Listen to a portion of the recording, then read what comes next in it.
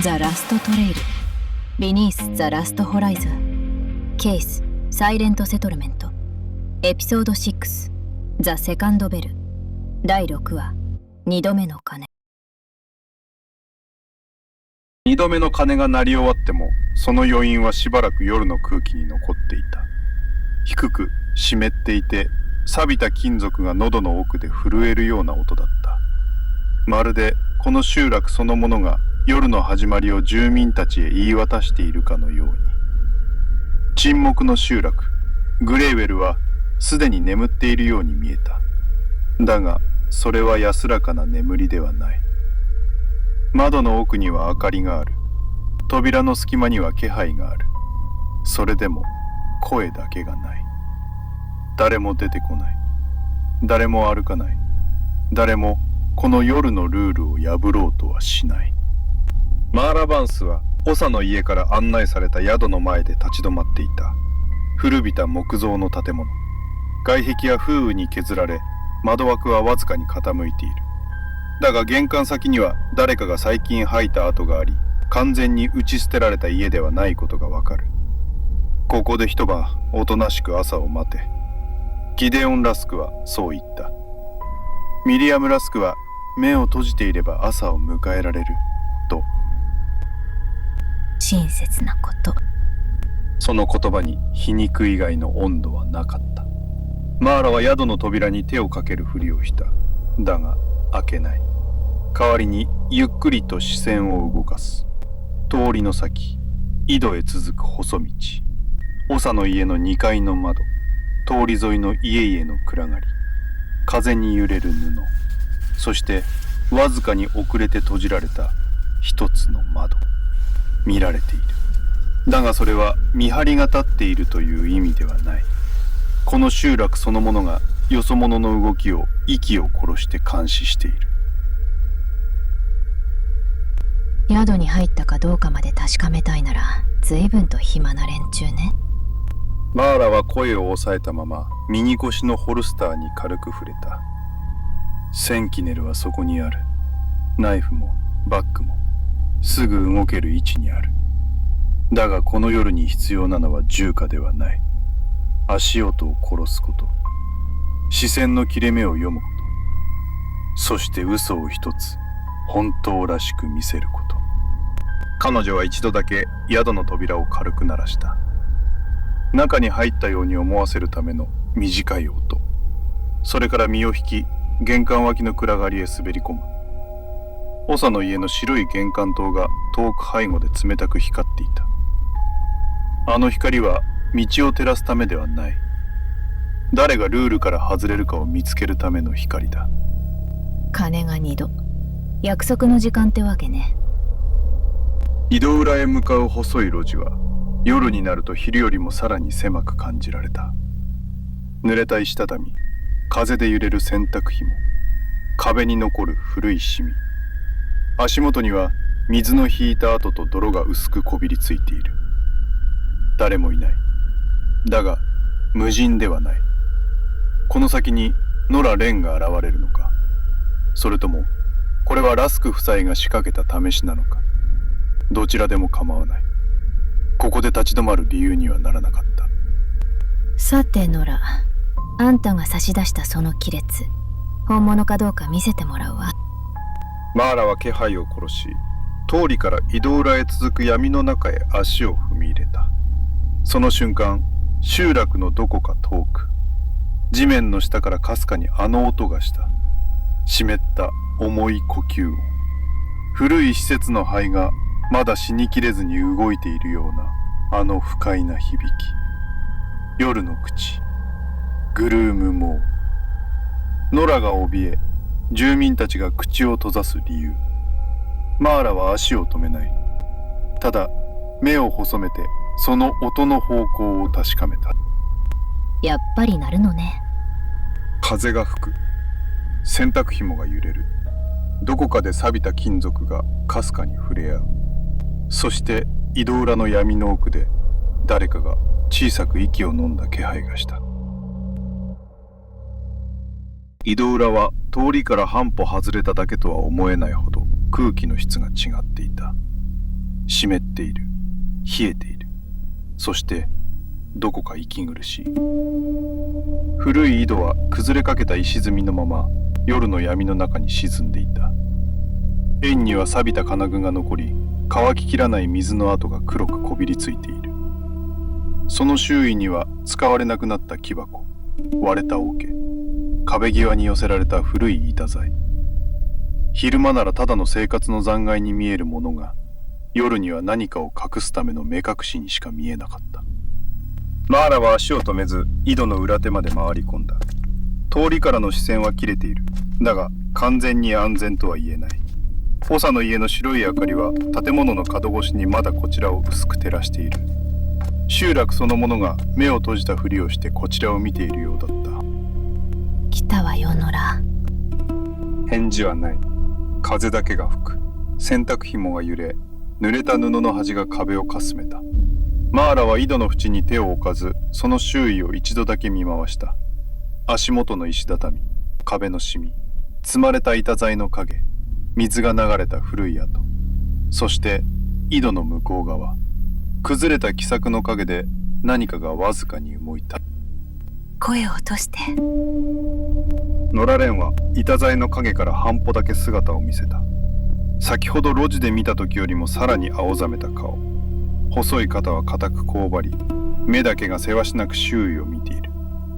逃げるつもりなら最初から来ない。だがここへ来たことを心から後悔している顔だった。呼び出したのはあんたでしょ。分かってる。でもここでも長くは話せない。ノラはそう言ってから反射のように長の家の方を見た。窓は見えない。人影もない。それでも彼女はあの建物の中にいる誰かとまだ目が合っているかのように怯えていた。なら手短に行きましょうか。その前に一つだけ。ノラは息を整えようとしてうまくいかなかった。喉の奥で何かが引っかかっているように小さく息を吸い直す。もし何か音がしたらすぐに話を止めて。私のことは見てないふりをして。見てないふりをしてそのまま見捨てろって。そうしてお願い。その頼みは卑怯さから出た言葉ではなかった。この集落で何かを知ってしまった者がどうやって身を守るのか、どうやって誰かに助けを求めるのか、その答えがもうそこまで痩せ細ってしまっているだけだった。随分と切羽詰まった頼み方をするのね。ここでは普通に話すだけで危ないの。風が止んだ。それと入れ替わるように地の下からごく低い音が這い上がってきた。湿った空気が古い管の中で押し戻されるような不快な息遣い。ノラの肩がビクリと震えた。今の聞こえた？ええ、あれが夜の口。みんなはそう呼ぶ。本当はもっと前から別の名前があったのかもしれないけど、ギデオンは迷信だって言ってたわ。ここではあの人たちが迷信だと言ったものほど本当のことに近いの。マーラは黙ってノラを見た。怯えている。だが壊れてはいない。この女はただ怖がっているだけじゃない。怖がりながらそれでも沈黙を裏切る側へ足を踏み出している。いいわ。じゃあ本題に入りましょう。ノラは唇を引き結んだ。数秒だけ迷い、それからようやく決意を押し出すように口を開いた。イライアス・マーサーは出て行ってない。その一言でギデオンの記録はただの紙切れになった。だがノラの顔は少しも軽くならなかった。本当に恐ろしい話はまだその先にある。マーラは一歩だけノラに近づいた。近づきすぎない。追い詰めすぎない。だが声を聞き逃す距離でもない。ノラは井戸の石積みに背を寄せ、両手を胸の前で握りしめていた。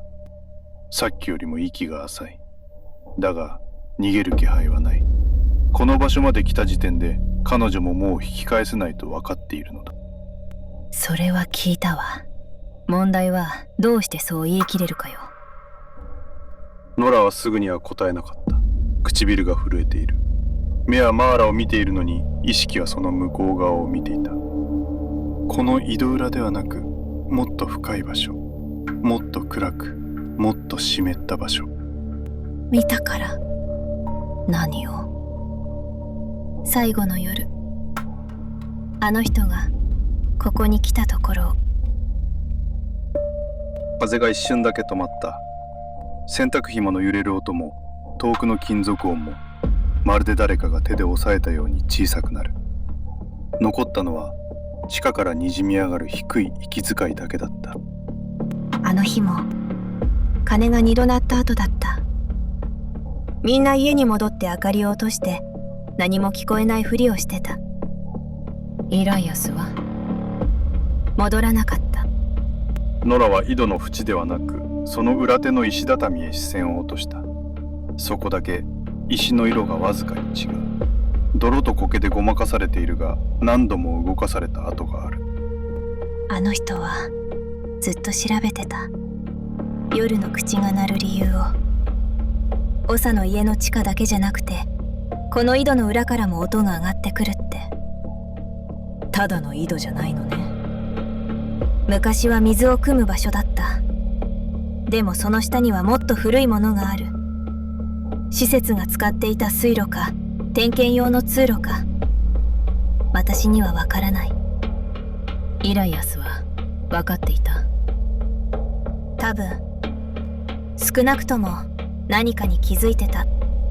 ノラは震える指で壁際に積まれた古い板材を示した。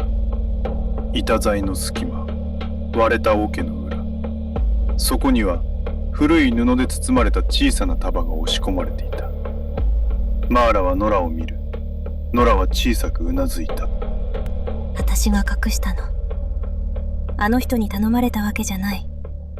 ただ、見つけた人間が私だけだったから。マーラは膝をつき、布の束を引き出した。湿気を吸って重くなった布、泥の匂い、鉄の錆びた匂い。中にあったのは数枚の防水紙だった。文字は擦れている。端は破れている。だがそこには確かに手書きの線が残っていた。井戸、長の家、地下へ伸びる細い通路、そして所々に記された短い言葉。夜間吸気、排水圧、地下層、封鎖区画。施設図の写しね。イライアスが持ってたもの。どこで見つけたのかは知らない。でもあの人は言ってた。グレーウェルは上だけ見てもわからないって。下を見ろってわけね。そう。マーラは紙を慎重に広げた。完全な地図ではない。むしろ誰かが別々の資料から必要な部分だけを写し取ったような不完全な図だった。だが一つだけはわかる。この井戸裏はただの密会場所ではない。旧施設 G27 の地下へつながるもう一つの入り口だ。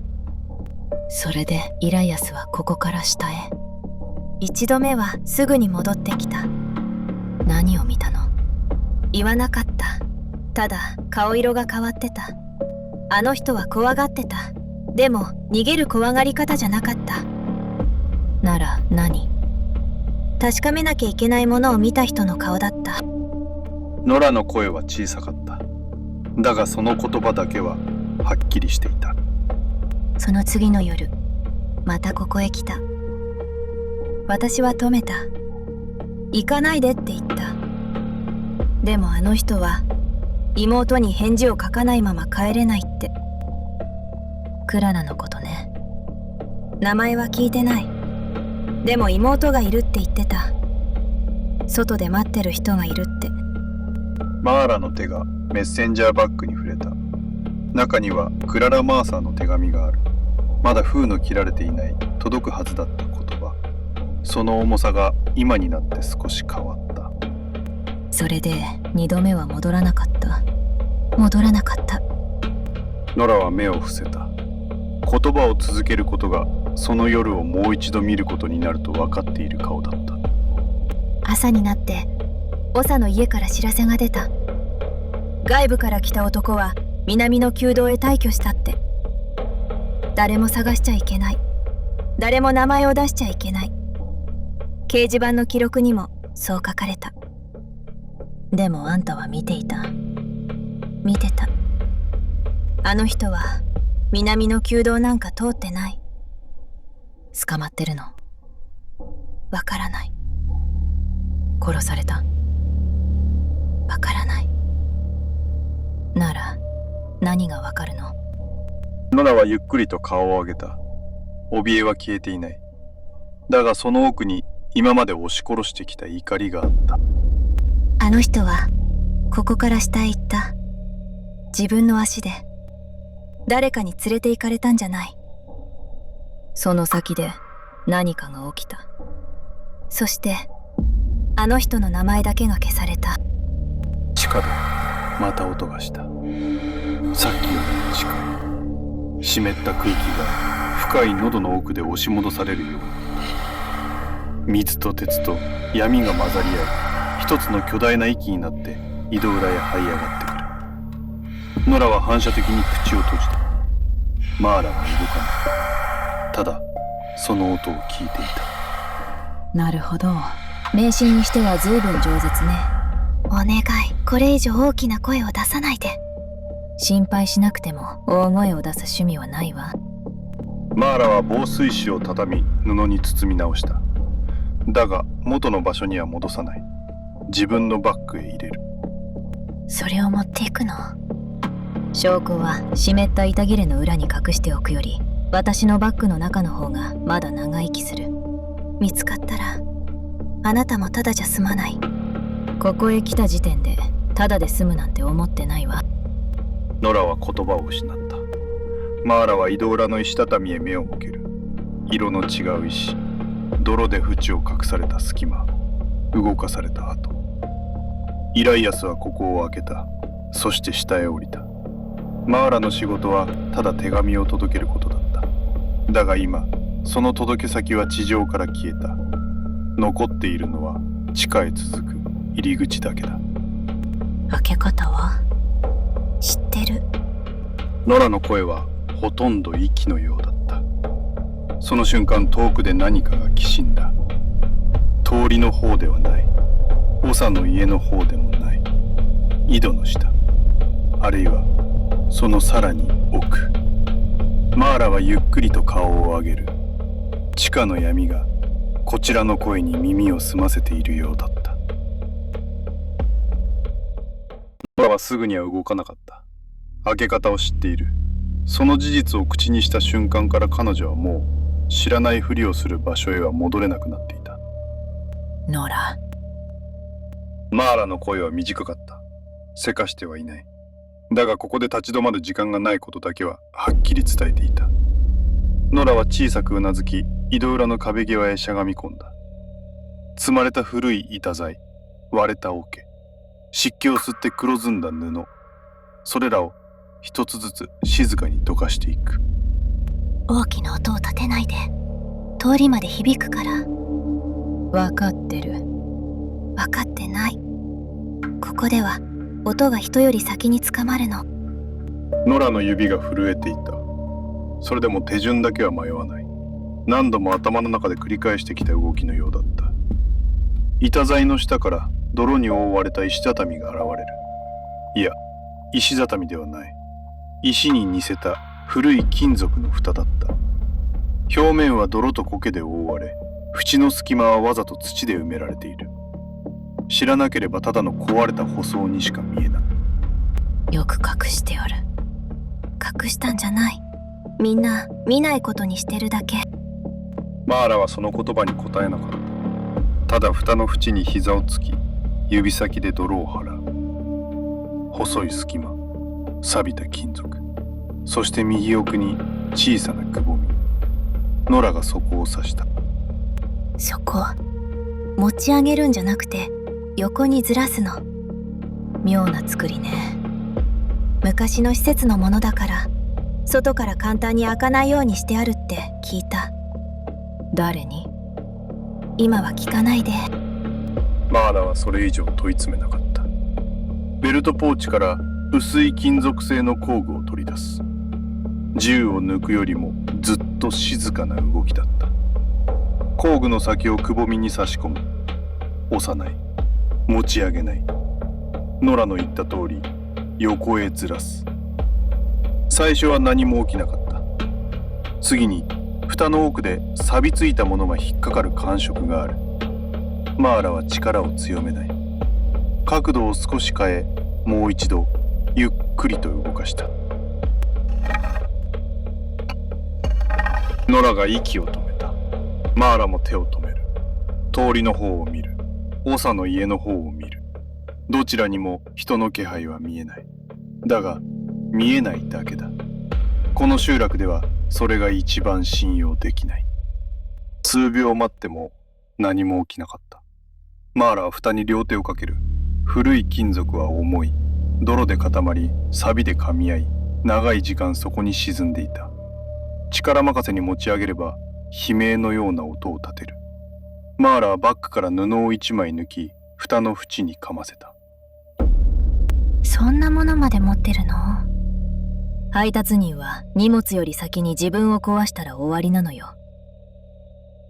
蓋が少しずつ浮く。金属が震える。錆が細かく落ちる。蝶番が低くきしんだが、布が音をいくらか殺した。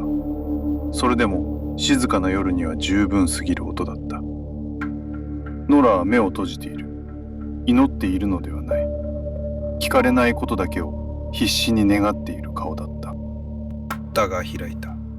下から冷たい空気が吹き上がる。ノラは開いたハッチを見下ろしたまましばらく動かなかった。怯えている。だがそれだけではない。彼女は今自分が何をしたのかを理解していた。沈黙の集落で見ないことにされていた場所。誰も口にせず、誰も触れず、誰も開けないことにしてきた入り口。それを自分の手で開けた。ここを開けたらもう知らなかったことにはできない。その声は震えていた。それでも逃げる者の声ではなかった。マーラは一瞬だけノラを見た。この女はただ怯えているだけではない。もう沈黙を守る側から一歩だけ外へ出ている。なら最後まで覚えておきなさい。あんたが開けたのはただの蓋じゃない。土の匂いではない。井戸水の匂いでもない。錆びた鉄、腐った泥、古い薬品、そして長い間閉じ込められていた空気がようやく逃げ道を見つけたような重い周期。ノラは口元を押さえた。マーラは顔をしかめるだけで目をそらさなかった。ただの井戸裏じゃないわね。ハッチの内側には剥がれかけた黄色い塗料が残っていた。その奥に薄く残る白い文字。G27 ウォーターコントロールメンテナンスアクセス。第 G27 施設の水処理設備保守用アクセス。生活用の井戸の下に施設の腹へ続く口が隠されている。それだけで十分だった。もう閉めた方がいい。まだよ。お願い。開けたままにしておくと音が変わる。音？この言葉が終わるより早く地下の奥で何かがあった。遠い。だがさっきよりもはっきりしている。水が流れる音ではない。風が抜ける音でもない。古い管の奥で湿った空気が押し戻される。一度止まる。そして深い喉の奥から吐き出されるように低くうなる。グルームも今度は井戸裏の下から聞こえていた。ほら。ノラの声はほとんど消えかけていた。マーラはハッチの縁に片膝をつき下を覗き込む。暗い縦穴。壁に沿って下へ続く錆びた金属ステップ。数段先からは光が届かない。それでも完全な暗闇ではなかった。奥のどこかで赤い警告灯が一度だけ瞬いた。ついている。まだ電気が残っている。あるいは何かが今も動いている。面倒な場所ほど律儀に明かりだけ残してるのよね。行くの？下を見なきゃ上で起きてることもわからないんでしょ。私は行けない。わかってる。下で何かあっても助けには行けない。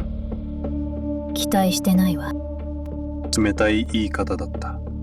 だが突き放すための言葉ではない。ノラにこれ以上背負わせないための言葉だった。マーラはバッグの位置を直した。右腰のセンチネル。腰の裏側には古びたリボルバー、ラストハウラー。荒野の泥と錆にまみれても撃てるマーラが長く使ってきた保険のような銃。左腰後方のナイフ。ベルトポーチの予備マガジン。バッグの中にはクララの手紙とさっき回収した防水紙がある。サイレンスブレーカーはここにはない。集落外縁に止めたマイヤーランナー。その車体側のホルスターに収め、荷箱には厳重に鍵をかけてある。奪われる心配は少ない。だが今この場で使うこともできない。取りに戻れば時間がかかる。足音も増える。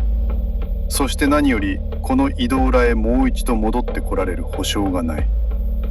今彼女が頼れるのは腰の銃2丁とナイフ。それから暗闇の中で間違えないための判断力だけだった。彼女はハッチの縁に手をかけ、最初の検察ステップへ片足を下ろそうとした。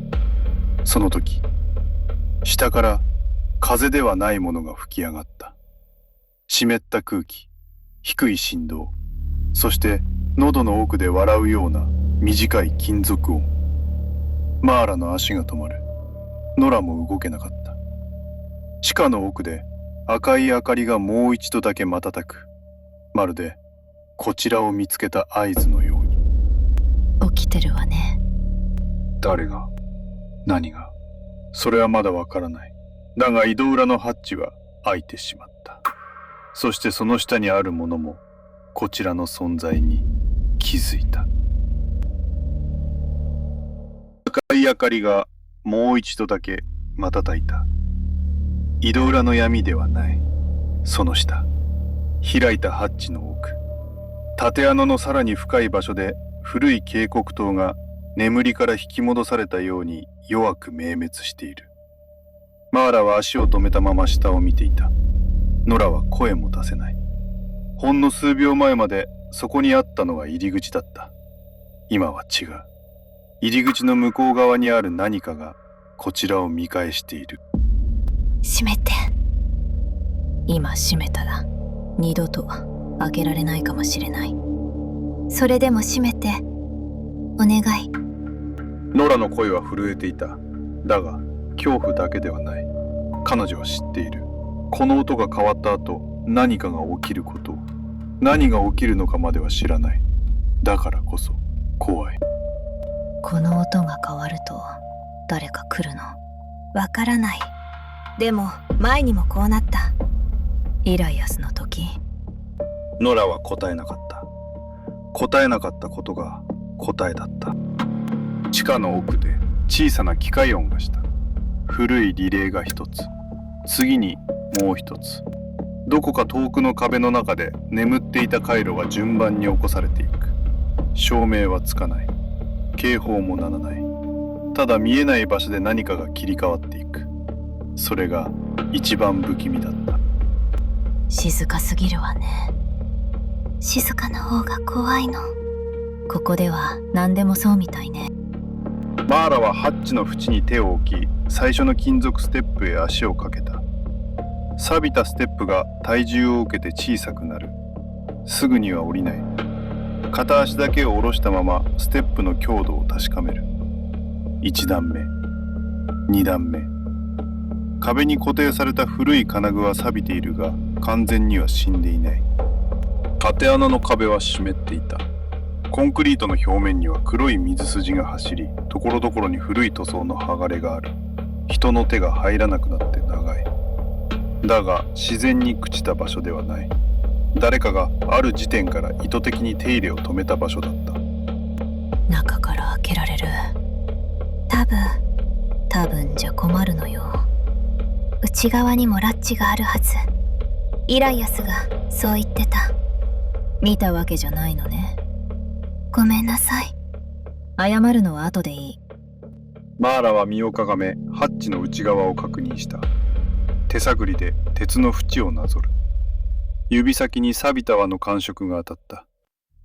内側の引き手。硬い。だが動く。完全に閉じ込められるわけではなさそうだった。少なくとも今は。内側からも開けられる。保証は薄いけどね。じゃあ私は。あんたはここに残る。でも下へは来ない。誰かが来たらここを元通りに見せる。できる？ノラはハッチとマーラを交互に見た。できるかどうかを聞かれているのではない。やるしかないことを確認されている。そういう顔をした。できる。ならそれでいい。もし戻ってこなかったら。戻ってこなかった人間の話は今しないで。マーラの声は低かった。苛立ちではない。恐怖を広げないための線引きだった。ここから下は言葉一つで足が止まる場所になる。余計な想像は荷物より重い。ノラは唇を噛み小さくうなずいた。その目は赤くなっている。だが泣かなかった。泣く音さえこの集落では危険になる。下で左へ行かないで。理由は？イライアスが言ってた。最初の分岐は右、左は水が深いって。他には？壁の赤い線を見て、赤い線が残っている通路ならまだ戻れるって。赤い線ね。途切れたらそこから先はわからない。マーラは短く息を吐いた。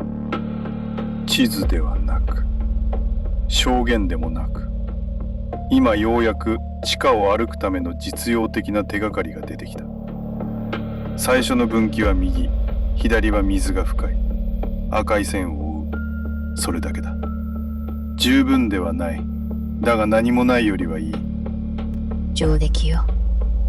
上出来なんかじゃない。私はあの人を止められなかった。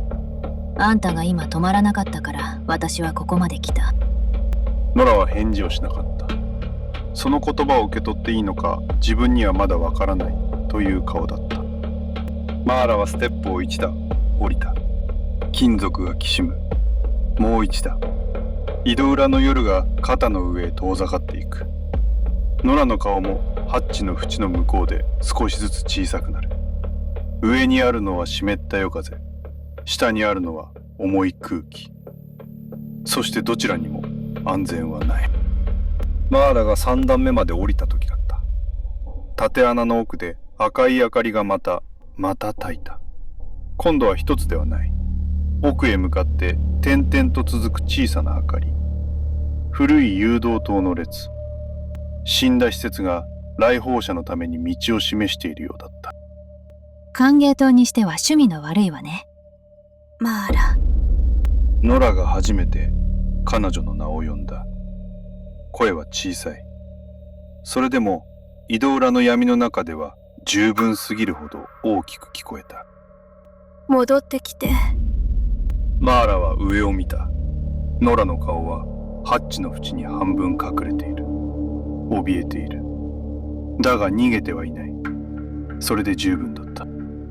手紙を持ったまま消える趣味はないわ。その言葉を最後にマーラはさらに下へ降りた。5段、6段、7段。地上の空気が薄くなる。代わりに湿った鉄の匂いが肺へ入ってくる。壁の中で水が動いている。管の向こうで空気が押し戻されている。グルームモーの音はもう遠い快音ではなかった。同じ建物の中にいる。同じ肺の中に入った。そう感じる距離だった。上でハッチがゆっくりと動いた。ノラが閉めようとしている。外から見つからないように。誰かが来てもここに入り口などなかったように見せるために。光が細くなる。井戸裏の夜が線になる。その線の向こうでノラの声が最後に落ちてきた。赤い線を見失わないで。ハッチが閉じた。完全な暗闇にはならなかった。足元の奥で赤い誘導灯が弱く低く息をするように点滅している。地上の音は消えた。鐘も風も洗濯紐の揺れる音も野良の呼吸も、今あるのは地下の音だけだった。マーラは右手を壁に当てた。湿ったコンクリート、古い塗装、その上に赤い線が一本横へ走っている。かすれている。だがまだ続いている。最初の分岐は右、左は水が深い。赤い線を追う。確認するように低くつぶやく。すると縦穴の下で何かが答えた。声ではない、足音でもない。水の向こう側で重いものがゆっくり動いたような音。マーラはそれ以上喋らなかった。最初の分岐はもうすぐそこにある。ハッチが閉じた後、地上の音は完全に消えた。風もない、鐘もない、野良の声もない。残ったのは地下の音だけだった。水滴が落ちる音、どこか遠くで金属がきしむ音、そして古い施設の奥からゆっくりと押し寄せる湿った呼吸のような低い響き。マーラは壁に手を当てたまま赤い線を見つめていた。かすれている。剥がれている。それでもまだ続いている。赤い線を見失うなか。それは道案内というより警告に近かった。この線の外へ出るな。この線が途切れた先へ行くな。そう言われているようだった。マーラは足元を確かめながら通路を進んだ。床には薄く水が張っている。深くはない。だが表面には油の膜が浮き、警告灯の赤を歪ませていた。一歩進むたび、濡れた靴音が狭い通路に反響する。大きな音ではない。それでもこの地下では自分の存在を告げるには十分だった。通路の壁には古い表示が残っていた。ウォーターコントロール、プレッシャーライン、フィルターアクセス。文字の一部は剥がれ、錆と黒いシミで読めない。ここは住居の下ではない。生活の下でもない。水を集め、流し、分け、管理するための場所。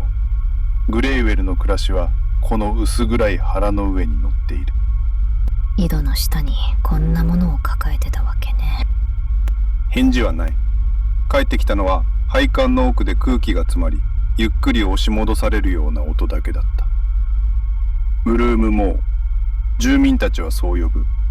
だがこの距離まで来るとただの階段として片付けるにはあまりにも機械的だった。生き物のようで生き物ではない。死んだ施設の中でまだ動き続けている何か。それがこの音の正体に近い。やがて通路が広がった。正面の壁に錆びた案内板が斜めにぶら下がっている。文字は半分ほど剥がれていた。レフト、インテークチャンネル。ライト、サービスルート B。左、取水路。右、個室通路 B。野良の言葉が頭をよぎる。最初の分岐は右。左は水が深い。赤い線を追う。マーラは左の通路を覗き込んだ。すぐに空気の温度が変わった。冷たい、重い、そして深い水の匂いがする。通路の床は途中から見えない。黒い水が膝より上まで溜まっているようだった。水面は静かではない。地下の奥から押し戻される空気に合わせてゆっくりと膨らみ沈んでいる。呼吸しているように見えるのはそのせいだった。なるほど。左は水が深い。その時左の奥で何かが鳴った。金属が擦れる音、重いものが水の下でゆっくり動いたような音。マーラは反射的に右腰へ手を寄せた。銃は抜かない。まだだ。ここで撃てば音は施設全体に響く。何がいるのかわからない場所で自分の位置を知らせるほどバカではない。マーラは左の通路から目を離し、右を見た。右の壁には赤い線が続いている。かすれているが確かに残っている。床の水も浅い。配管は低く、ところどころで天井から垂れ下がっているが、人一人が進むには十分な幅がある。ただし、完全に安全というわけではない。右の通路の奥にも弱い赤い明かりが点滅している。まるで、こちらへ来い、と誘っているように。誘導灯に従う夜なんてろくなもんじゃないわね。マーラは右へ進もうとして足を止めた。壁の赤い線の下、水と錆で汚れたコンクリートに何か引っかいたような跡があった。自然な傷ではない。誰かが尖った金属かナイフの先で刻んだ跡だ。マーラは膝をつき顔を近づける。薄い。だが読める。EM。その下に短い矢印。右。イライアス・マーサー。声ではない。手紙でもない。だが、この地下で初めて見つけた彼自身の痕跡だった。彼はここまで来ていた。ノラの証言でもギデオンの記録でもなく、地下の壁がそう言っている。あんた、律儀ね。マーラは刻まれた文字に触れた。傷の縁には錆が浮いている。新しくはない。だが、古すぎもしない。少なくとも、この施設が完全に死んでいた頃の傷ではない。誰かが恐怖の中で、それでも次に来る者のために残した印。そう見えた。その瞬間、左の通路で水が大きく動いた。膨らむ、沈む。そして奥から押し出された空気が低いうなりとなって分岐全体へ広がった。グルームモーの音が近い。壁が震える。天井の配管から水滴が落ちる。赤い警告灯が一度だけ強く瞬いた。マーラは立ち上がった。左へは行かない。右へ進む。それは恐怖に従った判断ではない。残された手がかりに従う判断だった。右、赤い線。覚えてるわよ、ノラ。短く確認するだけで十分だった。ここから先は言葉を繰り返す場所ではない。間違えないことだけが生き残る条件だった。右の通路へ足を踏み入れると空気がさらに狭くなった。天井は低い。壁の配管はむき出しで、ところどころに古いタグがぶら下がっている。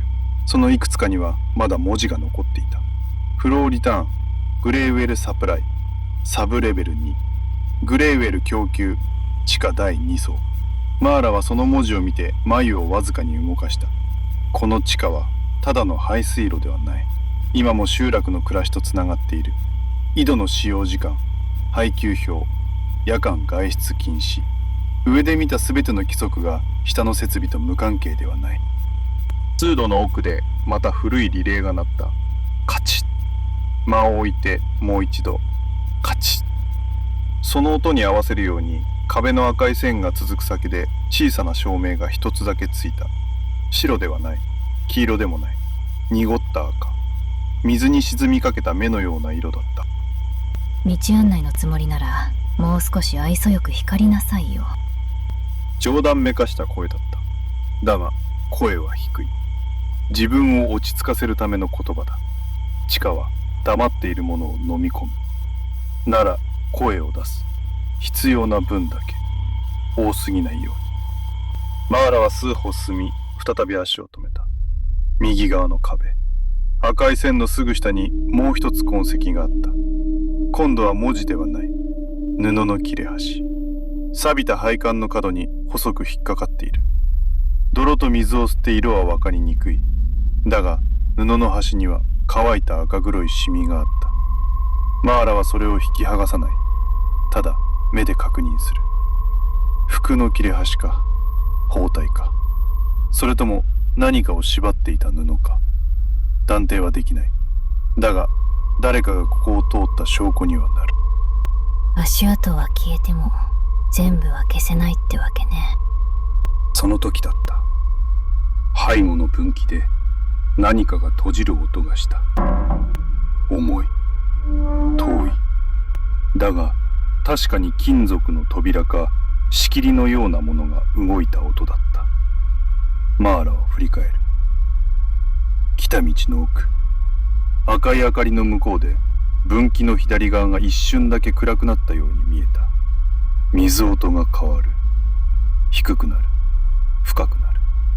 まるで左の通路そのものが口を閉じたようだった。こっちを選ばせたのか、それとも左を閉じただけか。答えはない。だが地下は確かに動いている。マーラの足音に反応しているのか、開いたハッチに反応しているのか、それともこの時間になるといつもこうなるのか、まだわからない。わからないことばかりだ。それでも一つだけは分かった。イライアスはこの分岐で右を選んだ。そしてその先でまだ何かを残しているかもしれない。マーラは壁の赤い線に目を戻した。線は奥へ続いている。細く、途切れそうに。それでもまだ切れてはいない。いいわ、追ってやる。その声に応えるように通路の奥でグルーム・モーがゆっくり息をした。今度の音は遠くない。右の通路の先、赤い線の向こう。イライアスが進んだ方角から聞こえていた。マーラは右手を壁から離し、濡れた通路を進み始めた。一歩、また一歩。背後の分岐は赤い闇の中に沈んでいく。前方には細く続く赤い線。その先にかすれた文字が浮かんでいた。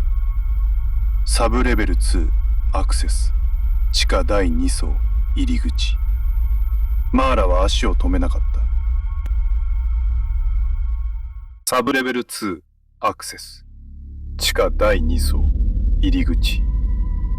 その文字は赤い警告灯に照らされながら濡れた壁の上でかすかに浮かんでいた。マーラは足を止めた。ここまで続いていた赤い線はその扉の前で一度途切れている。完全に消えたわけではない。扉の下、わずかな隙間の向こうに同じ赤い線の続きを思わせる色が見えた。だがその先はもうこちら側の通路ではない。別の層、別の空気。旧施設 G27 のさらに深い腹の中だった。扉は人が暮らす建物のものではなかった。厚い金属、丸い手動ハンドル、表面を走るサビ。中央には古い黄色の警告表示が残っている。Pressure Shield Door Keep Closed During Night Cycle。 圧力隔壁、夜間循環中は閉鎖。夜間循環ね。マーラは表示板を指でなぞった。夜になると音が変わる。ノラはそう言った。開けたままにしておくと音が変わるとも言っていた。今ならその意味が少しだけわかる。この地下は夜になると眠るのではない。動き出す。何かを循環させる。水か空気か、それともその両方か。壁の奥で低い振動が始まった。最初は小さい。次に配管が震える。床に張った薄い水が波紋を作る。扉の向こうから湿った空気が押し戻されるような音がした。吸う、止まる、吐く。それは生き物の呼吸に似ていた。だが生き物ではない。古い設備が壊れた灰のように空気を動かしている。グルームモー、夜の口。その正体は怪物というよりまだ死にきっていない施設そのものに近かった。迷信っていうには随分構造がしっかりしてるじゃない。マーラは扉に近づいた。すぐには触れない。まず足元を見る。濡れた床、錆びたボルト、黒い水筋、そして扉の前に残る擦過痕。誰かがここで踏ん張った跡だ。片足を滑らせ壁に手をつき重い扉を開けようとした。そういう動きの跡が残っている。マーラはしゃがみ込み壁の低い位置を確認した。そこに小さな傷があった。前の分岐で見たものよりさらに雑な刻み方。EM その下に短い言葉。Wait for the exhale。息を吐く時を待て。マーラはその文字をじっと見た。イライアスはここで扉の開け方を理解した。力任せに開けるのではない。設備が空気を押し出す、その瞬間を待つ。扉の向こうとこちら側の圧がほんの一瞬だけ揃うとき、その時だけ動く。そういう仕組みだ。本当に律儀ね、あんた。マーラは手動ハンドルに手をかけた。冷たい。湿っている。金属の表面に手袋越しでもわかるほど細かなサビの粒が浮いている。軽く回そうとする。動かない。当然だ。今はまだ息を吸っている。扉の向こうで空気が引かれ、古い管の中へ飲み込まれていく音がする。マーラは動きを止めた。待つ。水滴が落ちる。一つ、二つ。配管が震える。警告灯が弱く瞬く。扉の奥で低い音が一度止まった。次の瞬間、地下の奥から湿った空気が押し返された。重く、ぬるく、腐った鉄の匂いを含んだ息。扉の隙間からそれがこちらへ吹きつける。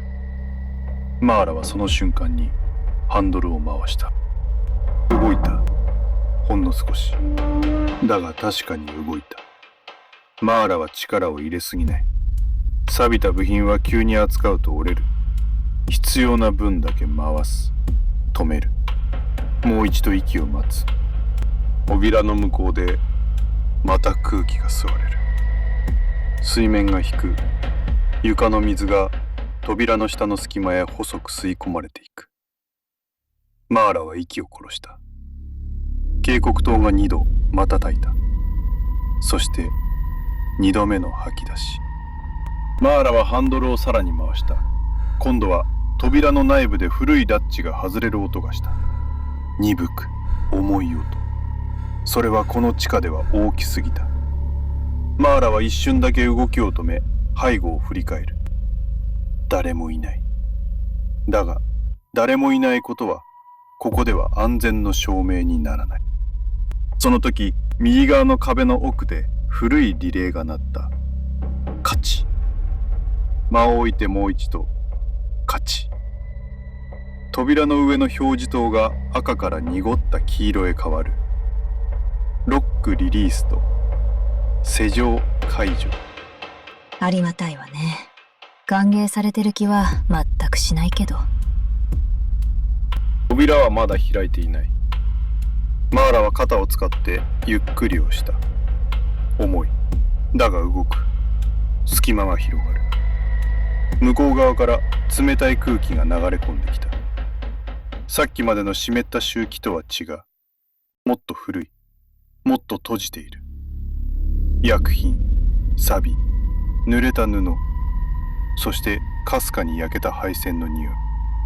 扉の向こうには短い連絡通路があった。天井はさらに低い。壁の配管は太くなり、床の中央には排水口が走っている。赤い線は扉の内側から再び続いていた。だがそこにもう一本、別の線が重なっている。黒い線。塗料ではない。すすのようなものか。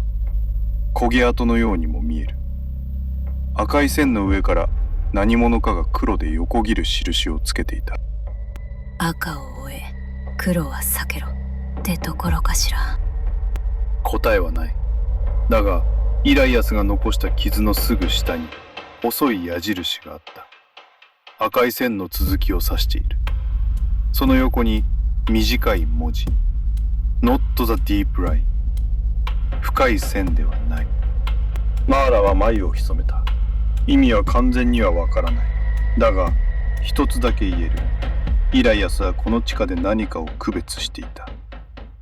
赤い線、黒い線、浅い通路、深い通路。そしてその違いが生きて戻れるかどうかを分けていた。マーラは扉の内側へ一歩入った。床の水がブーツの下で湿った音を立てる。その瞬間、背後の扉がわずかに動いた。閉じようとしている。圧力のせいか、それとも自動で戻る仕組みなのか。マーラはすぐに振り返り、扉の縁へ手をかける。完全には閉めさせない。だが、開け放したままにもできない。音が上へ抜ける。空気も変わる。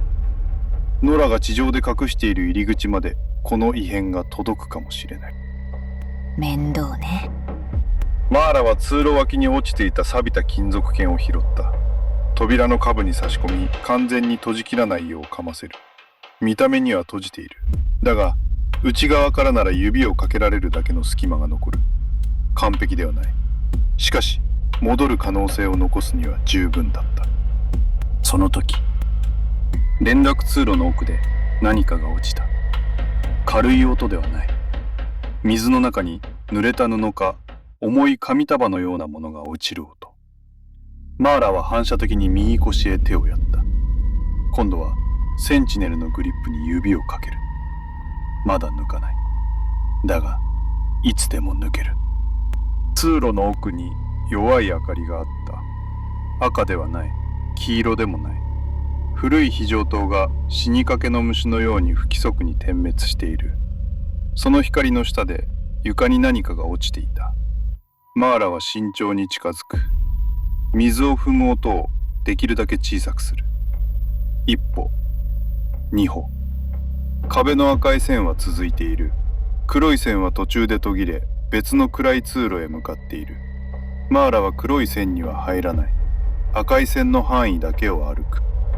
非常灯の下に落ちていたのは小さな金属ケースだった。施設の備品ではない。携帯用の筆記具入れ。蓋は曲がり、角は潰れている。だがそこには外の世界の手作りの補修跡があった。革紐で縛り直し、金属片で留め具を補強してある。誰かが長く使っていたものだ。イラヤス。マーラはケースを拾った。中には濡れた鉛筆、折れた金属ペン、そして小さく畳まれた紙片が1枚。完全な手紙ではない。封もない。宛名もない。ただ、急いで書かれた短いメモだった。紙は湿っている。文字はところどころ滲んでいる。それでも読める部分があった。The sound hides footsteps. Second bell opens the low floor.Do not trust the records. If I do not return.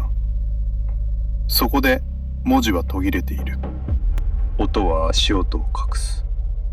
二度目の鐘が仮想の流れを開く。記録を信じるな。もし戻らなければ。その先は書かれていなかった。あるいは書く時間がなかった。マーラは紙片を握りつぶさないよう指先に力を込めた。クララへの返事ではない。まだ違う。これは誰かに当てた祈りではなく、次にここへ来る者へ残された警告だった。イライアスはただ迷い込んだのではない。追っていた。調べていた。そして何かを知る直前まで来ていた。記録を信じるな、ね。ギデオンの声が頭の中でよみがえる。ここにある記録がこの集落の唯一の現実です。その言葉と濡れた紙片に残された警告が地下の湿気の中で真っ向からぶつかる。唯一の現実。信じるな。どちらかが嘘なのではない。この場所では嘘が現実として管理されている。マーラは顔を上げた。連絡通路のさらに奥。赤い線の先で低い扉が一つ半分だけ開いている。その向こうからグルームモーの音が漏れている。今までよりも近い、太い、湿っている。その音に混じって別の音があった。規則的ではない。機械音でもない。水を踏むようなゆっくりとした音。一つ。もう一つ。マーラはようやくセンチネルを少しだけホルスターから浮かせた。抜ききらない。だがためらわない位置まで上げる。赤い線はその半開きの扉へ続いている。黒い線はその手前で横へそれている。イライアスのメモには深い線ではないとあった。ならば進むべきは赤。だがこの地下では正しい道が安全とは限らない。正しい道だからこそ誰かが待っていることもある。わかりやすい警告ほど嫌な予感しかしないのよね。マーラは金属ケースをバッグへしまった。紙片は防水紙と一緒に挟む。濡れないように、なくさないように。そしてまだクララの手紙とは触れ合わせないように。この警告はまだ返事ではない。まだ届けるべき言葉にはなっていない。半開きの扉の向こうで何かがまた動いた。今度ははっきり聞こえた。水を踏む音、重い呼吸、そして古い配管の奥から吐き出される施設そのものの息。マーラは静かに息を整えた。右手はセンチネル、左手は壁、目は赤い線。背後には閉じかけた圧力扉、前方には半開きの扉、そしてその奥にイライアスが残した警告の続きを飲み込んだ闇がある。いいわ。次はあんたが見たものを見せてもらう。マーラは半開きの扉へ向かってゆっくりと歩き出した。赤い線が足元でかすかに続いている。その先でグルームモーが低く息を吐いた。半開きの扉を越えると通路は急に広がった。そこは部屋というより巨大な設備の内側だった。天井は高い。だが開放感はない。太い配管が天井を這い、壁を貫き、床下へ沈んでいる。床の中央には黒い水がゆっくり流れる水路。その両側に錆びた金属製の作業足場が伸びていた。マーラは足場の上に立ち、周囲を見渡した。赤い線は足場の左端に沿って続いている。細くかすれているがまだ見える。黒い線は水路の向こう側へ向かっていた。そこには足場がない。ただ黒い水面と暗い作業通路があるだけだった。マーラは黒い線を見た。次に赤い線を見た。深い線じゃない。そういうことね。彼女は赤い線の上を進んだ。足場は古く、ところどころ腐食している。一歩ごとに金属が低くなる。音を殺して歩いてもこの場所では完全な無音にはならない。水も鉄も空気も全てが常に動いていた。壁には古い制御盤が並んでいた。ほとんどのランプは死んでいる。だがいくつかはまだついていた。赤、黄色、濁った緑、そして剥がれかけたラベル。ローワー、フロー、コントロール、ナイトパージ、サイクル、レジデンシャルウェルフィード、ウェイストリターンライン、仮想流量制御、夜間排出循環、居住区井戸供給、排水戻り管。井戸、配給、夜間循環。上の生活と下の設備がつながってるわけね。マーラは制御盤に触れない。ただ目で読む。この場所は死んだ施設の残骸ではない。まだ使われている。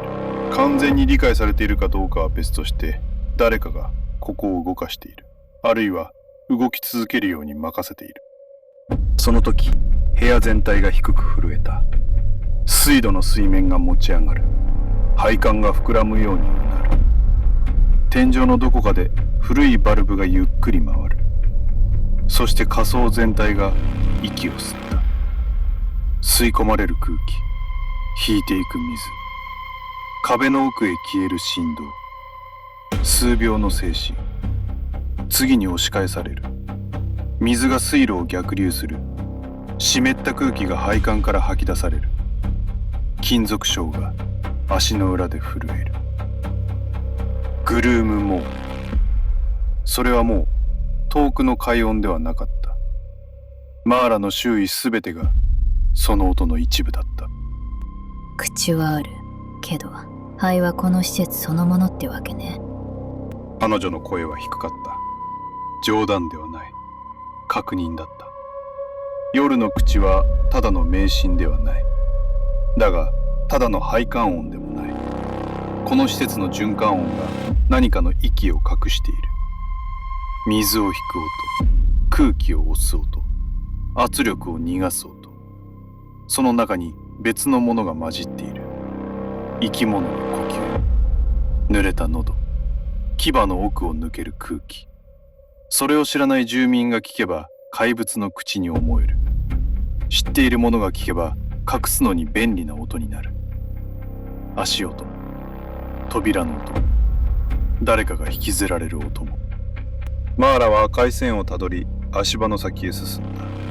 途中手すりの一部が折れていた。切断ではない。強い力が横から加わり曲がった後に折れている。そこには古い布の繊維が絡んでいた。服の端か、包帯か、それとも誰かが掴んだまま持っていかれた布か。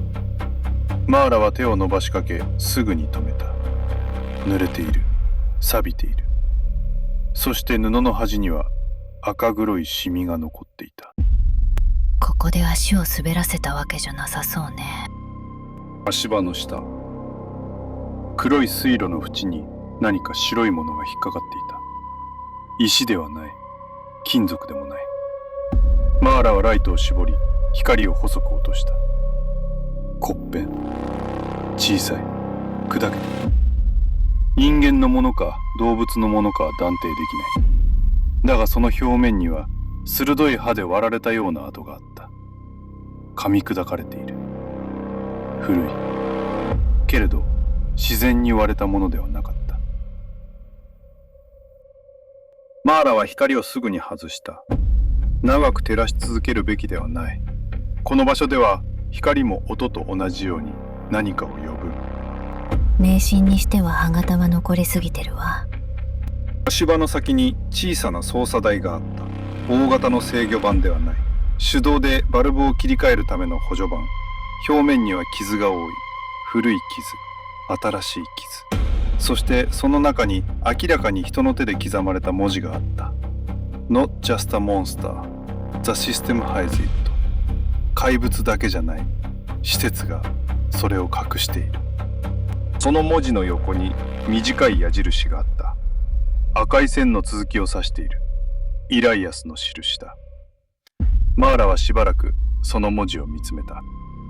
分かったのね、あんたは。イライアスは夜の口をただ恐れたんではない。怪物だと叫んで逃げたのでもない。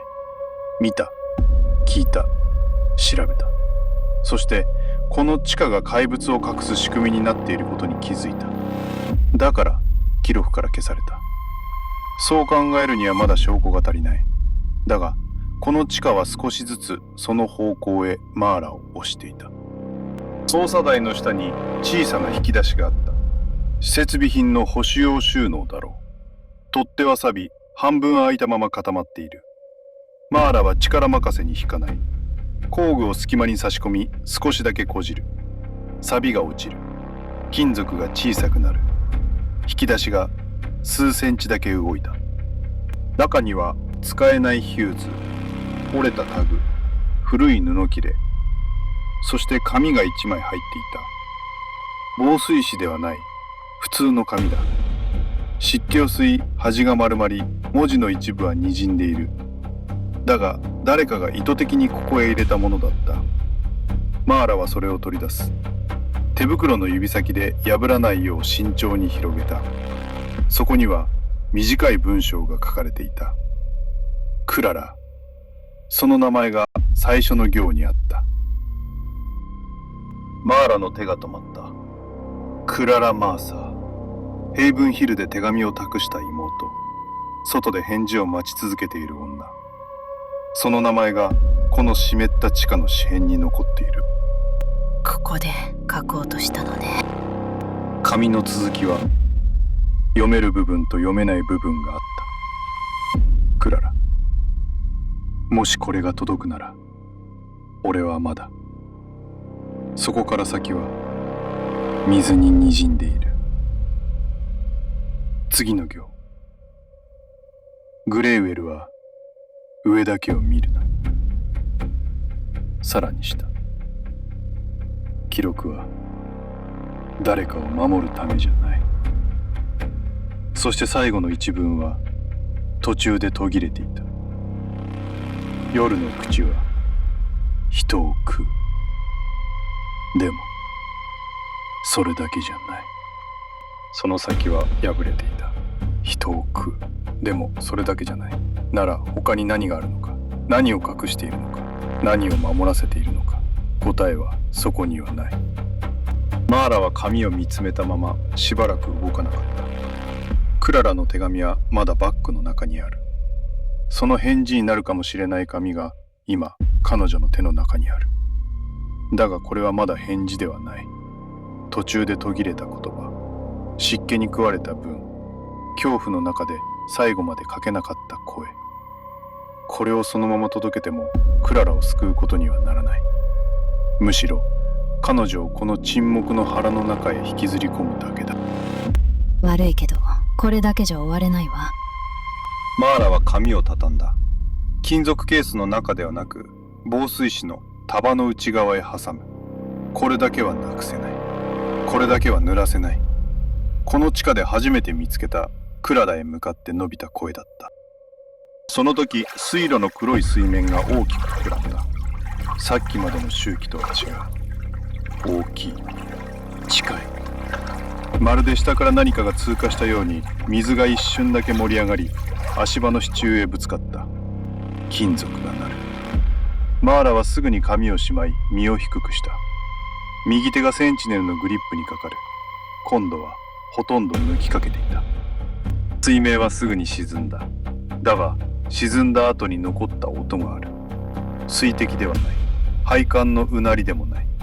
濡れた床をゆっくり踏むような音。一つ。もう一つ。それは水路の向こう側から聞こえた。黒い線の先。赤い線ではない方。そっちは避けろだったわね。マーラは黒い線の方を見た。水路の向こうには暗い作業通路がある。非常灯は切れている。奥は見えない。だがそこに何かがいる。それだけはもう音の反響では片付けられなかった。次の音はさらに近かった。金属が床をこする。ゆっくり、重く。その後何かが止まる。マーラはセンチネルを抜いた。銃口は下げたまま。引き金には指をかけない。だがもう隠してはいない。出てくるなら姿くらい見せなさい。返事はなかった。代わりに黒い作業通路の奥で非常灯が一つだけついた。一瞬だけ。白に近い弱い光。その光の中に濡れた壁が浮かぶ。つられたケーブル。崩れた手すり。そしてその向こうの闇。最初に見えたのは目ではなかった。顔でもなかった。開いた口だった。暗闇の中でそこだけがわかる。濡れた歯列。不揃いな牙。奥の見えない喉。そして口の端から垂れる黒い水のような唾液。非常灯はすぐに消えた。闇が戻る。だがもう遅い。見えなかったことにはできない。あれは配管ではない。空気でもない。迷信でもない。夜の口は本当にそこにいた。なるほど、口だけ先に覚えるってわけね。黒い通路の奥で湿った呼吸音がした。近い。水路を挟んでいるとはいえ遠くはない。マーラは赤い線の上から動かない。黒い線には踏み込まない。その警告を残したイライアスは少なくとも一度この距離でアレを見ている。そして生きて戻った。なら今ここでやるべきことは撃つことではない。叫ぶことでもない。音を立てず赤い線を失わず次の手がかりまで進むこと。だが黒い通路の奥にもう一つ見えたものがあった。非常灯が消える直前、口のさらに奥ではなく壁際の作業台の上、小さな手帳。人が使う古びた手帳だった。その横には赤黒く汚れた布、そして壁に刻まれた短い文字。Not alone。一人ではない。マーラは息を止めた。それがイライアスの警告なのか、彼が見た誰かの存在なのか、それともここにいる何かからの返事なのか、まだわからない。ただ一つだけは確かだった。この地下に残っているのはイライアスの痕跡だけではない。黒い通路の闇がわずかに揺れた。何かがこちらへ身を向けた。マーラは銃を低く構えたまま一歩だけ後ろへ下がる。赤い線はまだ足元にある。だがその線の向こう側で夜の口がゆっくりと開いた。赤い警告灯が水面に揺れていた。マーラは赤い線の上でゆっくりと後退した。足元の線はかすれている。それでもまだ見える。赤い線。人が通るために残された道。そしてその向こう側。黒い線。水路の反対側へ伸びる別の経路。そこには手帳がある。イライアスのものと思われる手帳。作業台の上に置き去りにされたまま赤い警告灯の光を受けて濡れていた。黒い通路の奥で何かが動いた。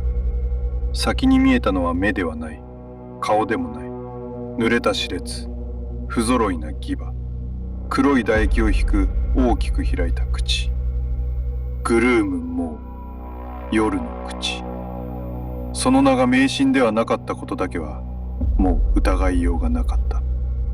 なるほど。口だけ先に覚えるってわけね。マーラはセンチネルを構えた。だが撃たない。今撃てば音が響く。この地下全体に。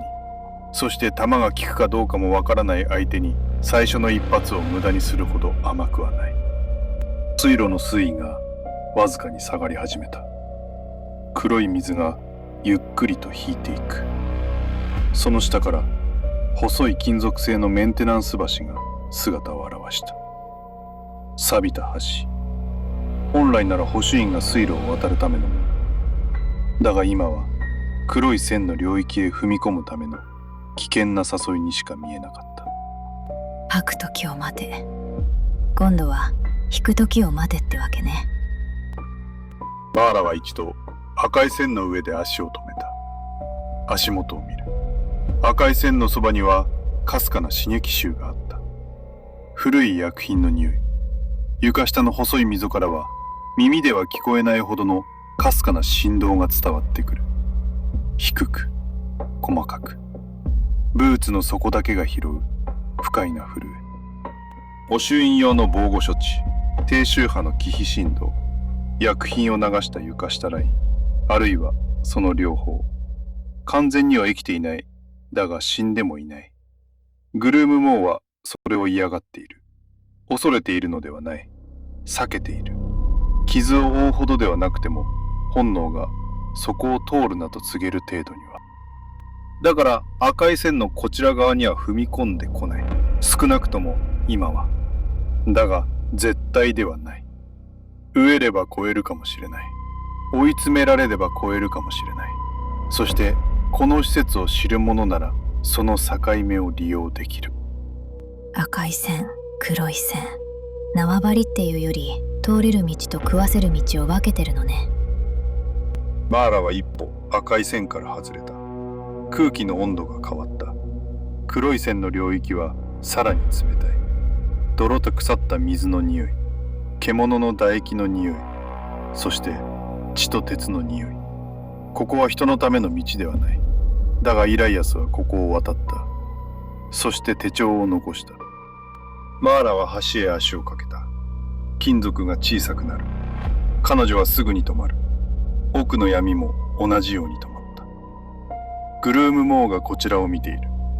顔は見えない。だが口だけは見える。闇の中で湿った歯列がゆっくりと開閉していた。一歩、二歩。マーラは橋を渡る。水路の下で黒い水が泡立った。何かが泳いでいるのか、それとも水そのものが地下の呼吸に合わせて動いているのかわからない。作業台まであと数歩。壁には古い白文字が残っていた。Not alone。一人ではない。その下に後から刻まれた細い文字。Do not call out。呼ぶな。呼ばなくても向こうから来るんでしょうね。マーラは作業台へ手を伸ばした。手帳、濡れた布、そして小さな金属タグ。タグには旧世界の刻印が残っていた。LM09、モーライン。あんた、ただの野良じゃないのね。その瞬間、背後で空気が破れた。マーラは考えるより先に左へ転がった。直後、さっきまで彼女の肩があった場所を巨大な口が噛みつぶした。作業台の角が砕ける。錆びた金属が飛び散る。濡れた牙が鉄板に深い歯型を残した。マーラは床に肩を打ちつけながらも手帳と金属タグを離さなかった。右手のセンチネルが跳ね上がる。狙うのは胴体ではない。見えないものは撃たない。見えている場所を撃つ。口の奥、黒い唾液の向こう側。下がりなさい。銃声が地下を裂いた。弾丸はグルームモーの鋼炭を削った。湿った肉が裂け、黒い液体が壁に散る。グルームモーは倒れない。だがひるんだ。ほんのわずかに。それだけで十分だった。マーラは立ち上がり橋へ走る。背後でグルームモーが低くうなった。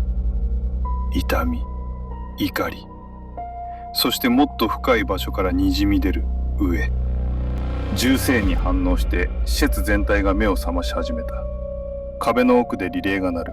赤い警告灯が乱れる。水路の流れが一瞬だけ逆まく。遠くで壊れた警報が鳴ろうとして失敗した。その一瞬、黒い通路のさらに奥で何かが光った。もう一つの歯列。赤い警告灯を受けて濡れた牙が短く光った。反射か、別個体か、それとも闇がそう見せただけか。判断する時間はなかった。だが壁の文字が別の意味を持ち始める。Not alone。一人ではない。シャレにならないわね。マーラは橋を渡りきる直前、足元の金属が沈むのを感じた。橋の一部が腐っている。いや、下から水が押し上げている。黒い水が吹き上がり、橋の支柱を叩く。マーラは最後の一歩を飛んだ。赤い線のそばへ。着地と同時に背後で橋の一部が崩れ落ちる。金属片が黒い水へ沈み、鈍い音を立てた。グルームモーは追ってこなかった。赤い線の手前で止まっている。口を開けたまま、黒い唾液を垂らしながら、低いうなりだけが赤い線の向こうから押し寄せてくる。マーラは赤い線の上で膝をつき、息を整えた。右手にはセンチネル、左腕の下には手帳と金属タグ。まだ読めない。ここで読む余裕はない。読む場所くらい選ばせなさいよ。背後で黒い通路の闇がゆっくりと閉じていく。グルームモーの歯列も警告灯の赤から少しずつ消えていった。だがいなくなったわけではない。ただ見えなくなっただけだ。奥で重いロックが動く音がした。銃声に反応したのか、夜間循環が次の段階に入ったのか、それとも誰かが上で何かを操作したのか、まだわからない。撃ったの聞こえたわよね。誰に、何に、その答えはすぐには返ってこない。マーラは手帳とタグをバッグへ押し込み、センチネルを構え直した。足元には赤い線、背後には黒い線、そしてその境目を知る誰かがいる。この地下はただ荒れ果てた廃墟ではない。まだ使われている。まだ選別している。まだ誰かを食わせるために動いている。マーラは赤い線の先へ進んだ。赤い警告灯が水面に揺れる。地下が次の選択を待っているように。赤い線はまだ続いていた。かすれている。泥に汚れている。水に何度も現れている。それでも完全には消えていない。マーラはその線を追い、通路の奥へ進んだ。背後では黒い通路が闇に沈んでいる。グルームモーの息遣いは遠ざかったようにも聞こえた。だが安心できる距離ではない。あの口は音を消して近づける。水の下からでも闇の奥からでも。そして施設そのものがその存在を隠す。銃声の余韻はまだ地下を走っていた。一発、たった一発。だがこの静かな施設にとっては十分すぎるほど大きかった。配管が反響を運ぶ。壁の奥でリレーが順番に目を覚ます。カチリ、カチリ、カチリ。壊れた警報が鳴ろうとして失敗する。喉を潰された人間が助けを呼ぼうとしているような不完全な音だった。派手にやったつもりはないんだけどね。赤い線の先に小さな扉があった。厚い隔壁ではない。保守員が一時的に身を隠すための退避室。表面には錆が浮き、下半分は水を吸って黒ずんでいる。扉の横にはまだ文字が残っていた。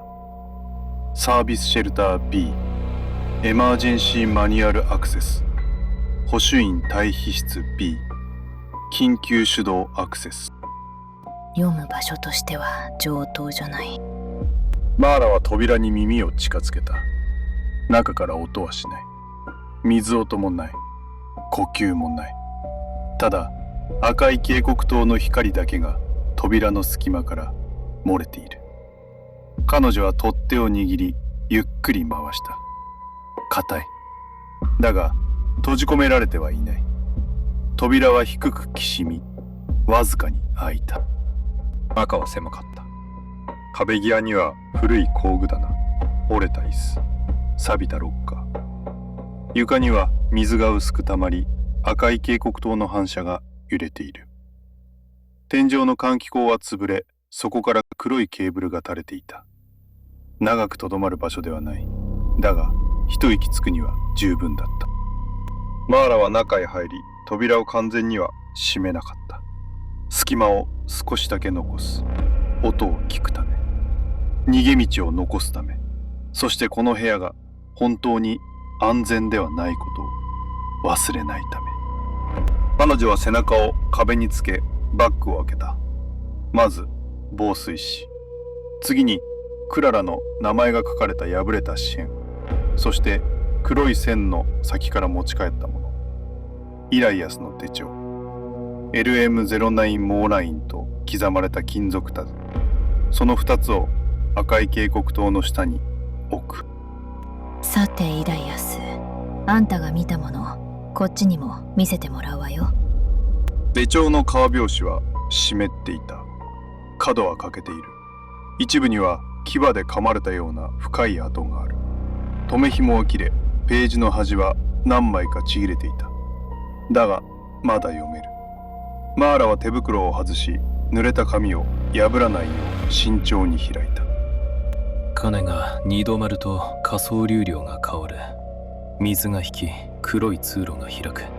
赤い線は保守員用、黒い線は。そこで文字が強く乱れていた。ペン先が紙を破りかけている。その先に短い言葉が続いていた。黒い線は餌場へ続く。マーラの目が止まった。餌場。その言葉は比喩ではなかった。彼女はさっき見た。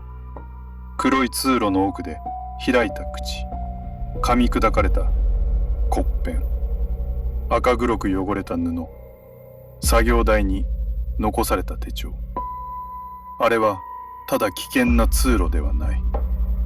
グルームモーが来る場所、あるいは来るように作られた場所。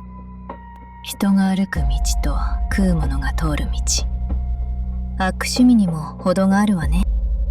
マーラは次のページをめくった。紙が濡れて指に張り付く。慎重に剥がす。そこには雑な図が書かれていた。赤い線、黒い線、水路、圧力扉。そしていくつかの小さな丸印。その横にイライアスの文字。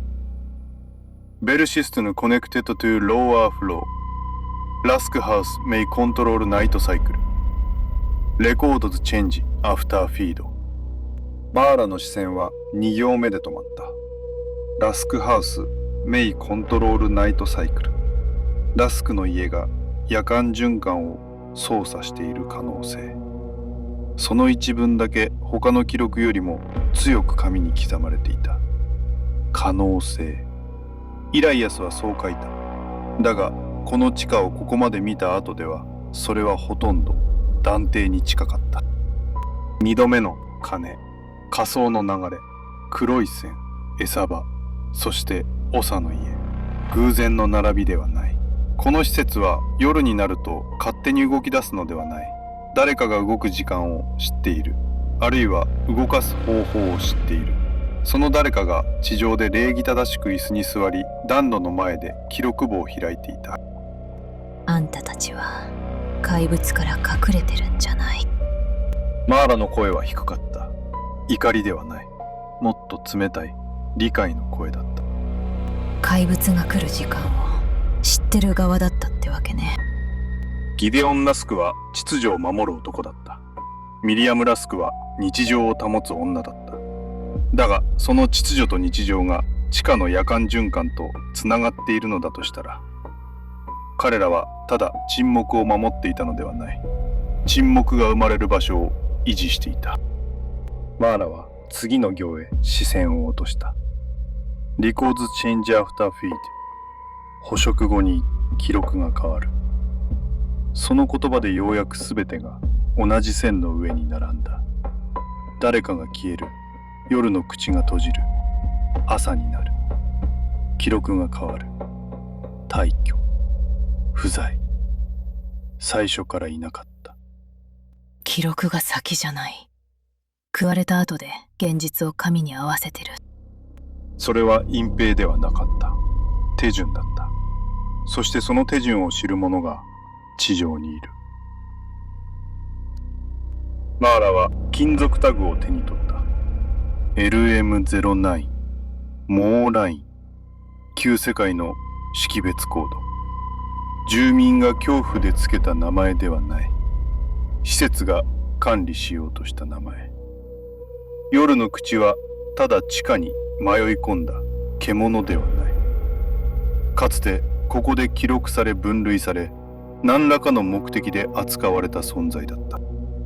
旧世界ってやつは本当にろくな置き土産を残さないわね。遠くでグルームモーが息を吐いた。部屋の壁がわずかに震える。近い。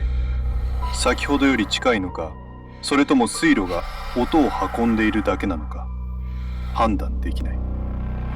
マーラは手帳を閉じかけた。その時、最後の方のページに挟まれた細い紙片が落ちた。濡れている。だが防水紙の切れ端だった。他の紙よりも文字が残っている。そこには短く急いで書かれた文章があった。クララへ、もしこの手紙が誰かの手で君に届くなら、俺はただ消えたんじゃない。俺は見つけてしまった。この集落は怪物から隠れて生きているんじゃない。怪物に沈黙を守らせている。そこで文は途切れていた。続きはない。紙の下半分は鋭い何かで裂かれている。マーラはしばらくその紙片を見つめていた。クララへ、ようやくその言葉が出てきた。だがそこにあったのは帰還の約束ではない。生存の知らせでもない。真実の入り口だった。これをそのまま届けろって。誰も答えない。イライアスも、地下も、夜の口も。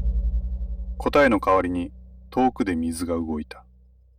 黒い水路が膨らみ、どこかの金属章を叩く音。マーラは紙片を防水紙に挟み、手帳をバッグへ戻した。クララの手紙とはまだ別にする。まだこの二つを合わせる時ではない。届けるには足りない。イライアスがどうなったのか。生きているのか、死んだのか。それとももっと悪い何かに巻き込まれたのか。それを知らないままでは、これは返事にならない。対比室の外で赤い警告灯が一度だけ強く瞬いた。続いて天井の隅にある古いスピーカーが雑音を吐いた。ザザザザザ。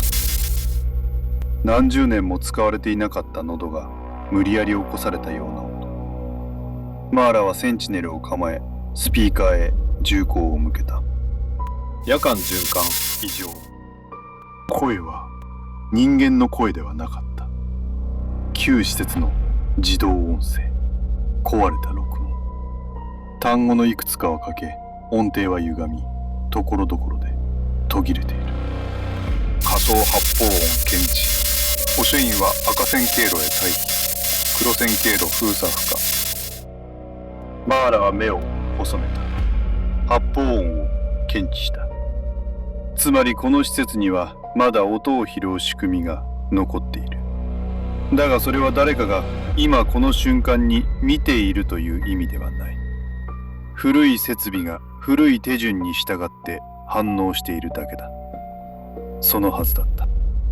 民間居住区連絡リフト手動復帰可能。警告夜間循環中の移動は。そこで音声は大きく乱れた。ザザジジジ。最後の単語だけが湿った壁に張り付くように残った。推奨されません。スピーカーは沈黙した。その代わり赤い線の先で重いロックが外れる音がした。マーラが来た道ではない。さらに奥、別の扉。その上に古い表示が残っていた。シビリアンアネックスリターン。レジデンシャルトランスファーリフト。民間居住区戻り経路。居住区連絡リフト。自動案内にしては親切すぎるわね。マーラはそう言ったが、表情は笑っていなかった。施設が勝手に開けたのか、銃声に反応した緊急手順なのか、それとも誰かがこの古い仕組みを利用して彼女の行き先を絞ったのか。まだ断定はできない。だが一つだけわかる。この地下は死んでいない。そして地上の誰かはその死にきっていない機能を知っている。マーラの顔が上がった。今の音は地下の機械音ではない。上だ。井戸裏。ノラがいるはずの場所。足音は一つではない。複数。急いではいない。だが迷ってもいない。誰かが井戸裏に来た。ノラ。マーラは手帳と紙片をバッグの奥へ押し込み、留め具を閉じた。センチネルを構え直す。上ではノラが危ない。下ではイライアスの手がかりがまだ続いている。そして目の前には地上へ戻るかもしれない扉が開いている。偶然にしてはできすぎていた。いいわ、案内されてあげる。ただし従うとは言ってない。マーラは赤い線の先へ歩き出した。扉の向こうから冷たい空気が流れてくる。その中に地上の匂いが少しだけ混じっていた。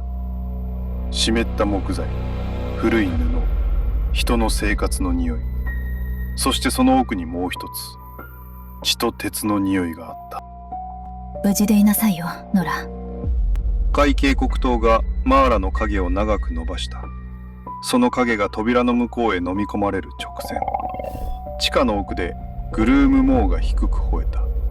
それは怒りではない。獲物を逃した声でもない。まるで次の餌場が開くことを知っているかのような湿った歓喜の声だった。